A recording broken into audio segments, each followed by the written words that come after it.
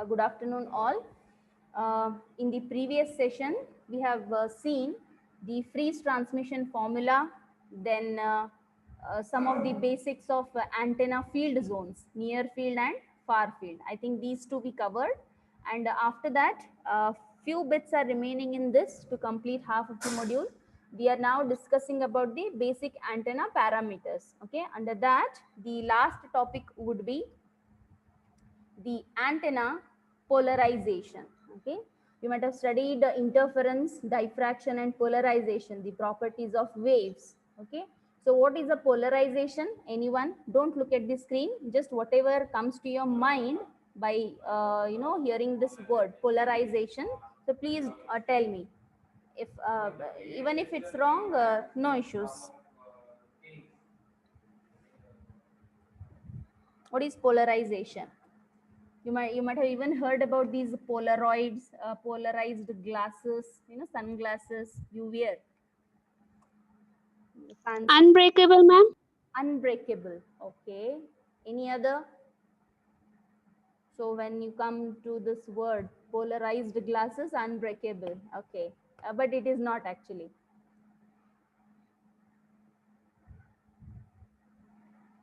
What happens if you wear these polarized glasses, sunglasses?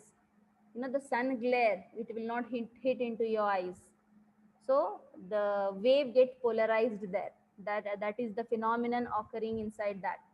So it is polarization. I have written on the screen. Yeah, somebody has put a message. State of being. What is that state of being? Probably you're defining it literally. What is polarization? State of being. No, it's not. Polarization. Anyone? Any other? Any other answer from anybody? Okay, let me explain you. Polarization is the tilt, the उसे क्या बोलते हैं हिंदी में झुकाव बोलते हैं ना, the tilt, the orientation of electromagnetic wave, and in case of those sunglasses, orientation of the light. Okay, orientation of electromagnetic wave in free space, it is called polarization. We restrict the wave to a certain angle to get oriented. That is what is polarization. So you know that already when we were dealing in the introductory part, there is a transmitter side here, there is a receiver side here. When the wave gets transmitted, then some transformation occurs here at the transmission side, that is a guided wave into unguided. After that, it goes into the free space, right? So here, these polarization is an important phenomenon. The waves get polarized here according to the tilt, according to the angle at which they get oriented. That is polarization. Okay. The antenna polarization in a given direction, that's what I'm telling you. Tilt depends. Okay, the direction from transmission to reception. Okay, in a given direction, it is the polarization of the electromagnetic wave, whether this wave may be transmitted by the antenna or it may be received by the receiver, receiving side of the antenna. So the in between part, whatever is there in the free space between the transmitter and the receiver, this gets polarized. Polarization is the tilt, the orientation of the electromagnetic wave. So polarization of electromagnetic wave, it actually describes the time varying direction and the relative magnitude of electric field vector. Here I have specified electric field vector. It could also be magnetic field because it is electromagnetic wave. So both the types of fields exist. So when I'm talking about the magnitude of electric field, the same, whatever the case here I will discuss, the same thing will be applicable to magnetic field as well. Okay. Here conventionally it is described in terms of E, but the same concept can be applied to H as well. Okay.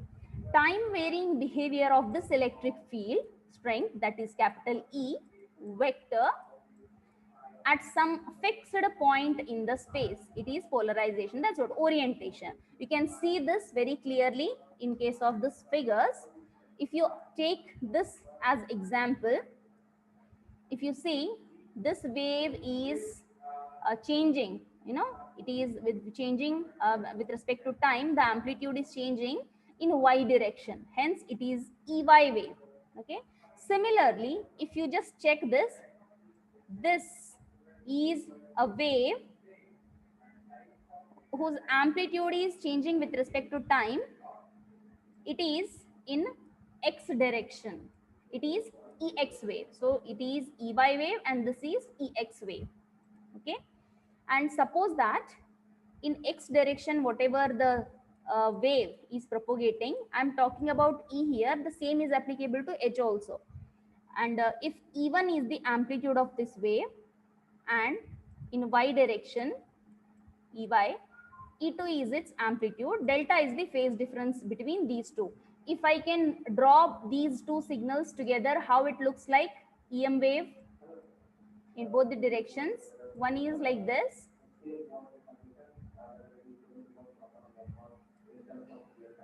the other one somewhat like this.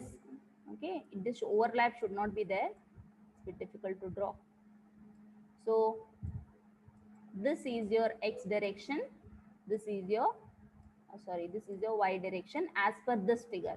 Okay, so combination, these are the different amplitude values for both. I think this kind of structure you might have seen in many of these images, em wave traveling. Okay, individually I have drawn it.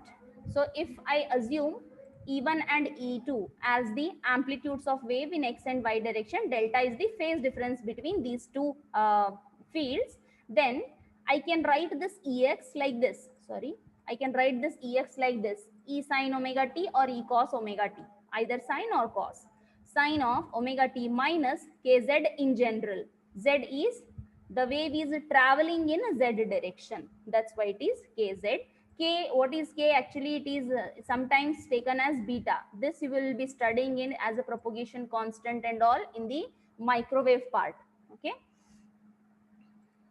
and similarly ey is e2 sine of the same thing, the phase difference between ex and ey is delta. So if I take this equation 1 and this as equation 2, then the total vector E will be the combination of these two.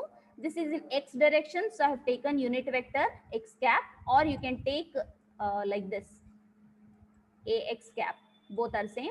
Ax cap is in x direction and E1 I have written it as it is, plus y cap indicating the second vector unit vector and E2 of this. Now what will happen if z is equal to 0? If I put, what will happen?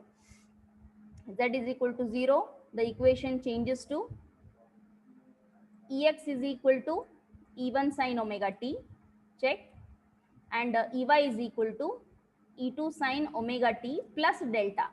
These two parts will go. Okay, Ex and Ey will turn to these. And what is Ey? Ey is actually sine of a plus b. So just expand it, sine a plus b, sine a cos b plus cos a sine b. I have expanded it and substitute this. What value you get? This is actually Ex by E1 is equal to sine omega t. Then if you simplify this further, you will get this cos omega t is equal to, from this, okay, cos omega t is equal to 1 by square root of this, because Ex by E1 is a sine. Cos square plus sine square is equal to 1. From that you can get it, what is cos theta. Okay, cos square theta is 1 minus sine square, and if cos square root of that. So substitute both of these, sine and cos, and finally what value you get, this is not actually required but still I am telling you, minus is equal to sine square. I will get this equation. This is important equation, you can see it here. What I will do, this, the denominator part, 1 divided by, and I will take this to the denominator, multiply this sine square of delta to all these three terms, and I will take this 1 divided by E1 square into sine square, this as some constant a. So a into Ex square. first term. Then second term, this 2 ex, leave it as it is, cos of 2 cos of divided by e1 e2 into sine square. That part is equal to b, and 1 divided by this square into sine. This is also in the denominator, sine square. This is equal to c. If I just put all these things into as a, b and c, I will get the equation in this form. A minus b plus c is equal to 1. This is one general expression for getting the polarization. Now, depending on the different values of ex, ey, this equation will modify, okay, depending on the values of actually ABC. What ABC has? ABC has got E1 and E2 terms. Okay, delta, you forget about delta, but at least for time being, you remember whenever you have these ABCs, depending on the ABC's values, you will get, you can judge the type of the polarization. So how ABC can be determined? They can be determined by the values of E1 and E2. What are E1 and E2s? They are the magnitudes of EX and EYs. This is one general equation. Now, I will explain this afterwards. First, let's see what are the types of polarizations. Okay. In general, the electric field which is traveling in the z direction, just now I have shown you this, which is traveling in z direction, it may have either only one component, that is either x or y, because it is traveling in z direction. So forget about z. Remaining two components are x and y. So there are three different possibilities. Either only one component, either say x or y. So this may be one possibility. Only any one component will exist. So the orientation of the field, it will be along either x or y. This is first case. How that will look is, if you just assume this is your three-dimensional figure, this is your x direction, this is your y direction. How the orientation of the electric field is. If you just see, the field is in x direction, either positive x or negative x, either even or minus even. This is in x direction. As I have specified here, only one component, either x or y. So this is the case for x. Similarly, if I draw this field, again either x and y, here the field you can observe it is in y direction, either positive y, that is even, or negative minus even. So this is the first case wherein the orientation of the field is either along only x direction, only like this, or only like this. The field may be like this. Okay. Under such condition, we call the wave as linearly polarized wave. Okay. So this is first type of polarization. Whenever only one component of the field, that is either the field, it exists, or it tilts only along either x direction or y direction. It is called linear polarization. Again, here there are two types, either x or y. X means what? Like this. With respect to x-axis, we call this horizontally polarized wave. This is horizontal in nature. And if it is with respect to y, okay, the tilt is along y direction, either plus or minus, then we call this vertically polarized wave. This is first type of polarization. Only one component will, the tilt will be only along one component. Now, coming to the second type, here both x and y components will be there with some delta as the phase difference. Then you can observe here, if this is your graph shown, x and y, what will happen at a time t equals to 0, some x direction you will be having the field, time t is equal to 0. After some time, let me take it anti-clockwise direction like this. Okay, if the next time 0, 1 by 8, because if I just divide this complete circle into 8 parts, 1 by 8, at this time instant, some component exists. Then at this time instant, which is equal to 2t by 8, which is t by 4, here x component, here y component exists. Then next at 3t by 8, some component. Next 4t by 8, here again negative x component of the e. 5t by 8, here y component. Okay, 6t by 8, here 7t by 8, and finally 8t by 8, which is equal to 1. So back to 0. So either in second case, second type of polarization, both this x and y components exist. Okay, this is the structure I have shown for circular polarization. Okay, the field rotates, orientation of the field is along both, and you can observe it here. Here I have used anti-clockwise direction. The same rotation can also be in this way also, that is clockwise direction. Both ways are possible. You can see it.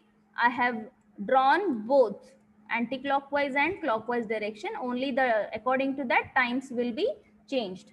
So here E rotates with respect to time in this case I'm talking about in clockwise direction, here down from 0 to like this. Here delta, the phase difference between the x and y components, it is 90 degrees. You can check it, right? X and y.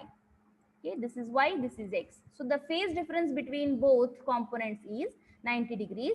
We call this down clockwise direction orientation as right circularly polarized wave. Just like here we had horizontal and vertical, here we'll be having a right circularly polarized and left circularly polarized.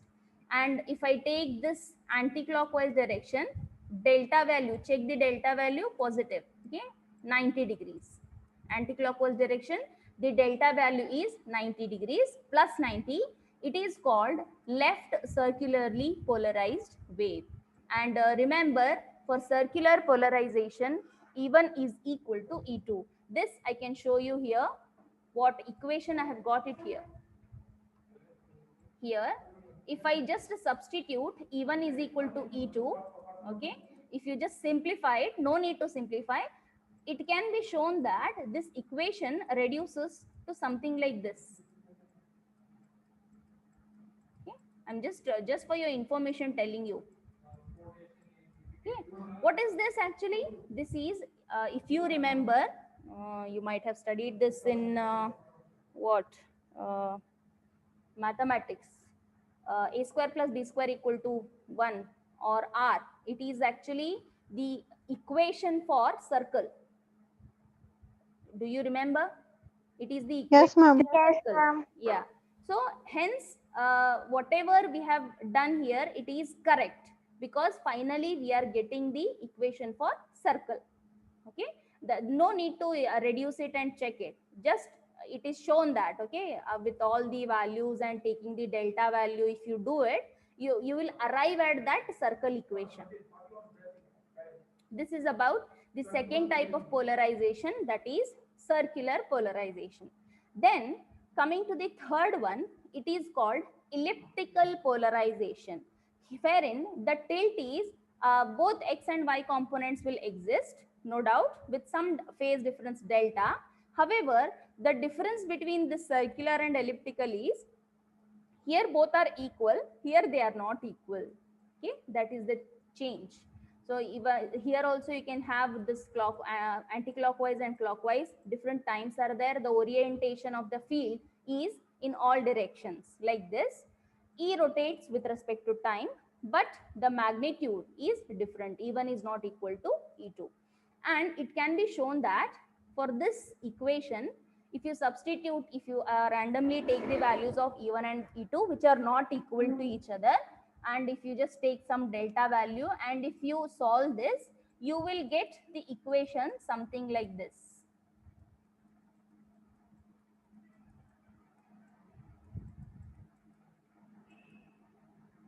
Say some value, I don't know, some value you will get with some trial and error values.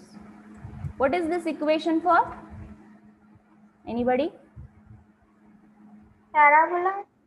It's not parabola, it is ellipse. Ellipse. Yeah, it is ellipse. Okay. Hence, the third type of polarization is elliptical polarization. So, three types of polarization exist. So, we have linear polarization, wherein only one component of the the field, either in x or y direction, the orientation will be there, either like this, like this. This is called horizontal. This is called vertical linear polarization. And in case of circular polarization, we have two types, the anti-clockwise or the clockwise. Depending on the delta value, whether it is positive or negative 90 degrees, it is called right or left circularly polarized. The condition is E1 is equal to E2. And the third type of polarization is elliptical polarization, wherein E1 is not equal to E2. Both EX and EY component will exist.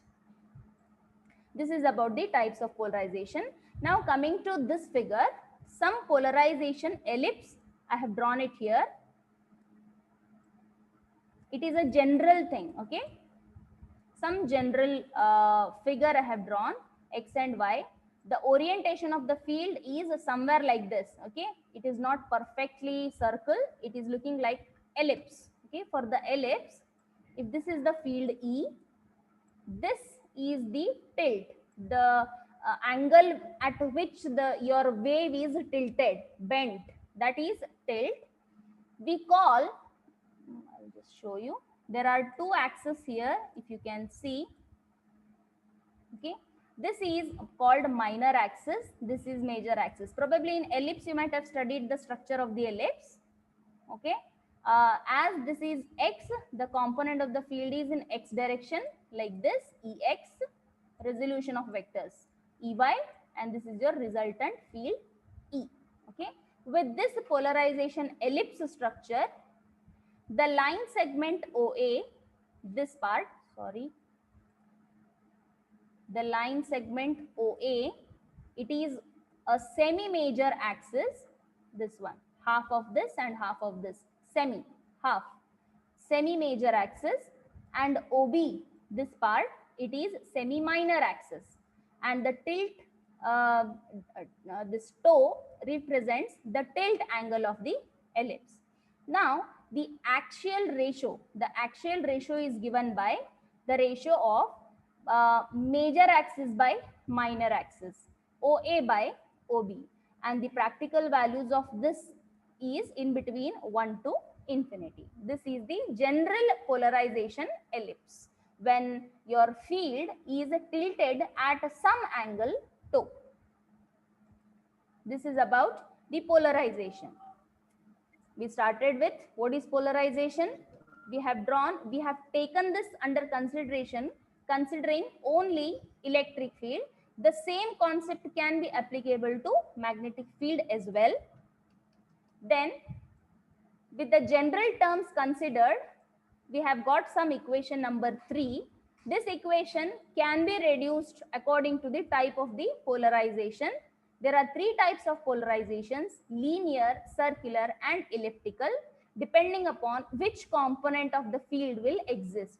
If only one component of the field, say either x or y, is there, then it is called horizontal or vertical linear polarized wave. And in case of circular, depending on the delta, whether it is plus or minus, the rotation is either clockwise or anti-clockwise, the polarization is right or left circularly polarized wave. And the third type is elliptical polarization. The difference between these two is their E1 is not equal to E2 in ellipse. And it can be shown that with this condition, E1 is equal to E2, your equation 3 can be reduced to a circle equation. And it can be shown that when E1 is not equal to E2, taking this under consideration with some delta values, if we reduce this equation, it will get reduced to the equation for ellipse. And about axial ratio, if I consider some general tilt of your electromagnetic wave with angle tau, the ratio of major axis by minor axis, that is semi major axis by semi minor axis, we call it axial ratio. This is about polarization. Any doubts? Have you seen that image which I have sent you in the Google Classroom and even in your WhatsApp group? Have you seen? Yes, ma'am. Yeah, I have shown you all these three types of polarizations: linear, circular, and elliptical. Uh, I will be sharing a video also on this, how this polarization occurs. Probably in few minutes, I will be putting it in the Google Classroom. Practical view you can have. Okay. Coming to, this was the last topic in the antenna parameters. With this, we completed all the theory parts of the half module. Let us go to the problems. Problems, I have simply listed some 5 to 6 problems, which were probably the question paper problems. Let us just go through the problems one by one. An antenna has a maximum dimension of 50 meters. Dimensions in generally they have given, it means that meters are given, the length probably it is given as 50 meters. Its frequency is 100 megahertz. A field is measured at 1 kilometer. The distance is given. Is it near field or far field? Okay. The concept of this antenna field zones I have already explained you. Let me draw it. If this is your antenna, if this is your near field region, you know that this distance R is given by 2L square by lambda. And what is L? L is this length of the antenna. Now, what is given in the question? Dimension is given to you, L, and frequency is given to you. From frequency, you can find lambda. So, you can find this radius. Okay. Now, once you find this radius, the question is not to find the radius. The question is to comment on your answer. Whether the field measured at 1 kilometer, like probably say somewhere here, from this, the field is getting measured. Assume that, let me take this color. From somewhere here, the field is measured from the antenna, somewhere here at this point, say 1 kilometer distance. Now the question is whether it is near or far field. Now how to decide field is whether near or far? Anyone?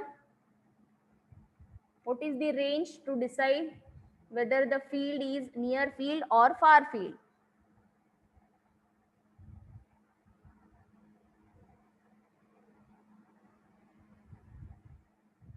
The answer is on your screen.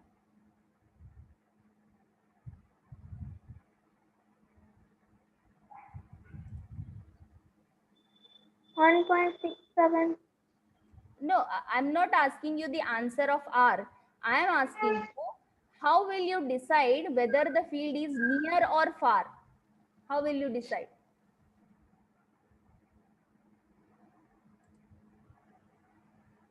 No doubt you have all the dimensions with you. R equal to L and lambda is given. Frequency you find, F is given, lambda you find out. R value you will get it. It's very straightforward, 1.67 kilometer. And what is the condition given here? They have measured the field at 1 kilometer. Answer you got is 1.67. They have measured at 1 kilometer. What do you mean by this?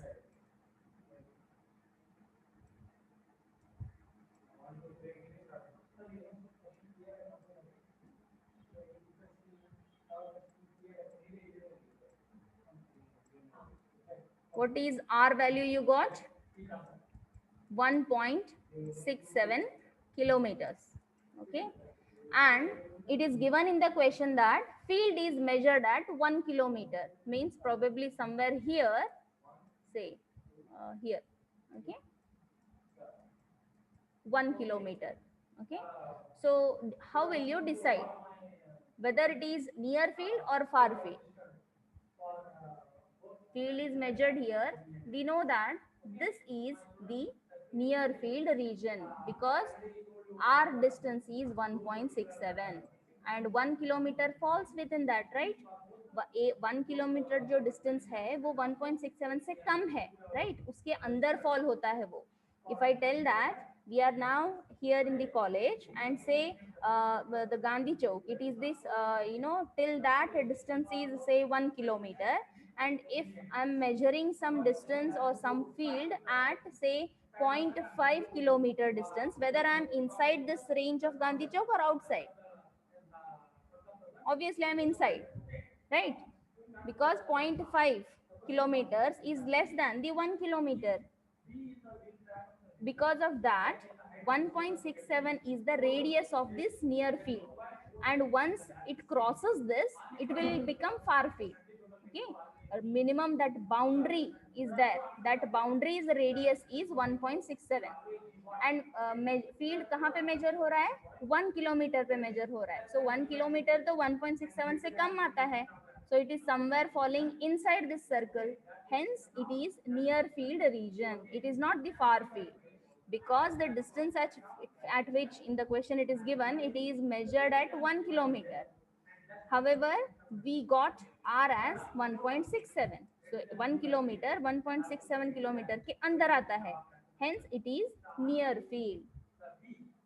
Okay.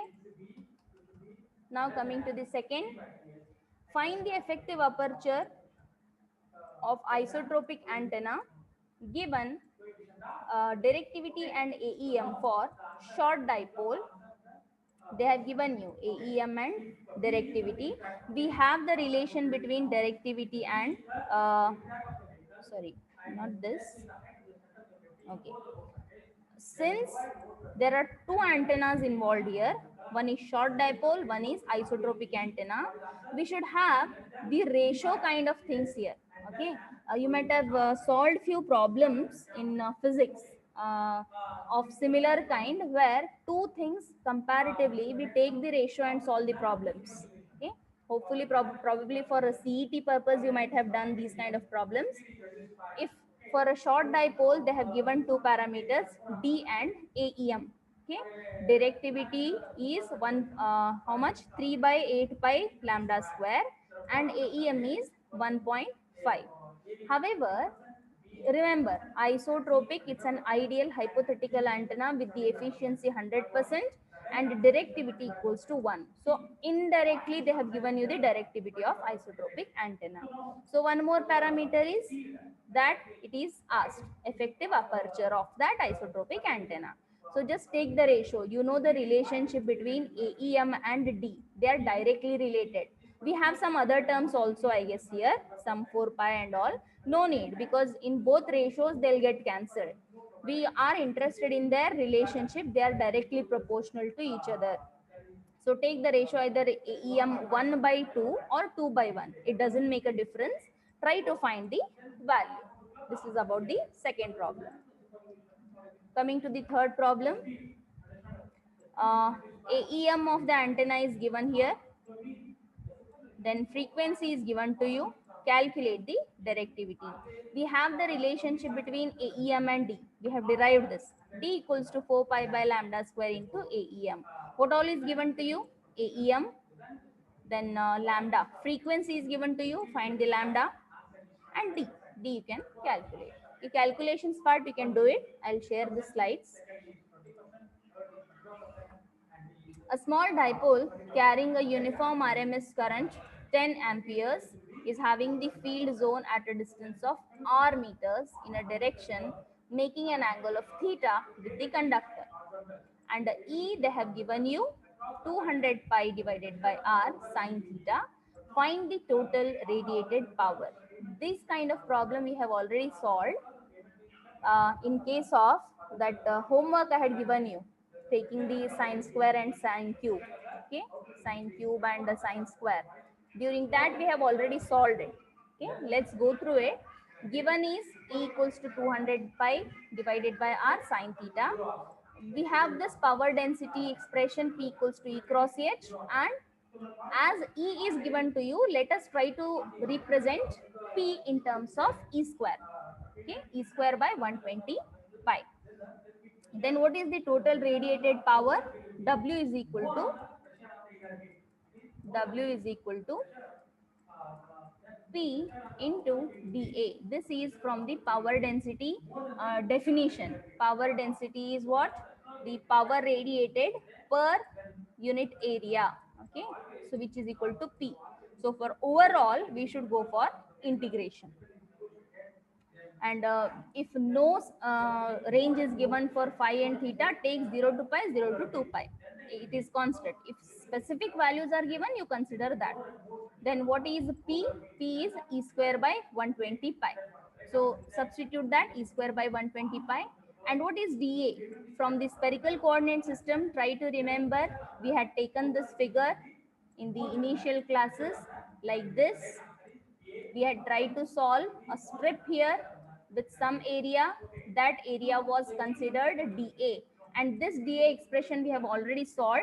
It is equal to r square sine theta d theta d phi. In that, r sine theta d theta is nothing but d phi is nothing but d omega. Try to remember that. Okay, excuse me. These two integrations, instead of E, substitute given E. Try to simplify this equation, you will get some power. Okay, you try to calculate and you even cross verify whether I'm correct or I have gone anywhere wrong. Next, a low frequency transmitting aerial is nothing but the synonym for antenna. Aerial has radiation resistance RR 0.5 and loss resistance RL 2.5. If the current fed to the aerial is 100 amperes, calculate the radiated input power and the efficiency. Input power. So what is input power? Input power, radiated power is given by I square into RR. And I square is 100 square into RR. You will get input power. To get the efficiency, you should find output power and take the ratio of output by input. So what is output power? While delivering the input, when it gets transmitted at the receiver, it may get lost. You might have studied this already. We have already discussed about this loss due to some heat dissipation and some terminal resistance. As the terminal resistance is not given here, let us avoid it. So I square RR plus RL. If RT would have given, plus RT you would have considered. 100 square I square RR plus RL. You will get some input power and the output power. So once input and output are known to you, go for the efficiency output by input. You will get some efficiency. Now,